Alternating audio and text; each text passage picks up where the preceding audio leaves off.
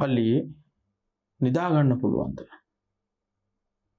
පල්ලියේ ඇල වෙලා හාන්සි වෙලා ඉන්නවා කියන එක පැත්තකට අත තද කරලා හිඳගෙන ඉන්නවා කියන එක අනුමතයි වගේම නිදා ගැනීම සඳහා ඔබට වෙන විකල්පයක් නැති අවස්ථාවක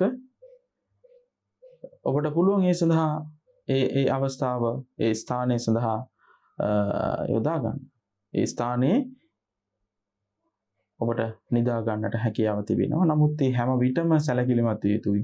සලාතය සඳහා, දිකිර් සඳහා, කුරාන් තිලාවත් සඳහා ස්ථාපනය කරනු ලබන විශේෂ ස්ථානයක් බැවින් විශාල කණ්ඩායම් පිරිස විදිහට එහෙම පල්ලිය තුල දිගටම කාලය ගත කිරීම සඳහා වූ ස්ථානයක් නෙමෙයි පල්ලිය. කොච්චර විශාල වුණත් එය නවාතැන් පොලක් හැටියට දිගටම පත් කර ගැනීම සඳහා නෙමෙයි.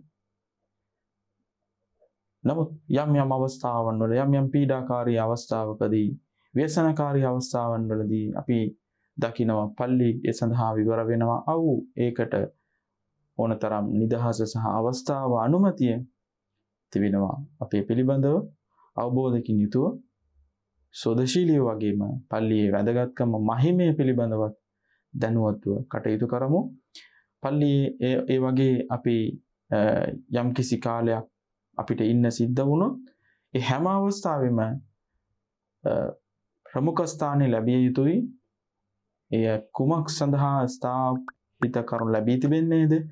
ඒ දේ වෙනුවෙන් ඒ දේ ඉටු කරන්නට එන අයවලුන්ට කිසිම බාධාවක් නොවන ආකාරයට ස්ථානයපත් කරගත යුතුයි.